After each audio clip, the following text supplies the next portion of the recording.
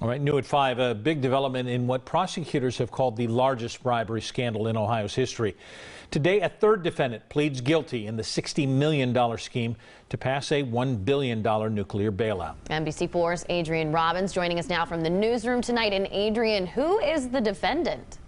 Hattie, it's actually a group, Generation Now. They're a dark money pack, and according to court documents, they funneled millions of dollars of bribes to help pass House Bill 6 and help former House Speaker Larry Householder with his political career. Today, representatives from Generation Now signing this plea agreement, saying they're guilty. I think it means that the prosecutors have a great deal of evidence. Court documents say Generation Now was organized at the direction of former House Speaker Larry Householder.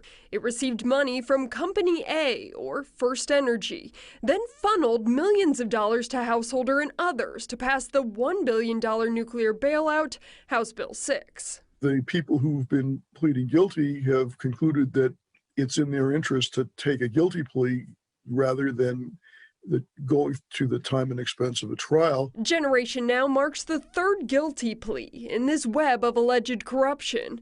In the fall, Juan Cespedes and Jeffrey Longstreth both submitted guilty pleas in this case. That the prosecutors will home in on the prime target at the top of the pyramid. The top of the pyramid looks to be Householder, who is maintaining his innocence.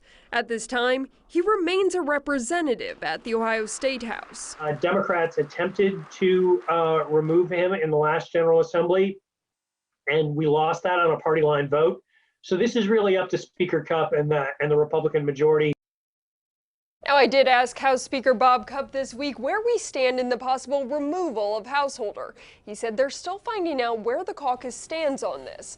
House Bill 6 also remains in place, and coming up at 6, we'll have more on the efforts to repeal the bill that's at the center of all of this. Live in the newsroom, Adrian Robbins, NBC4.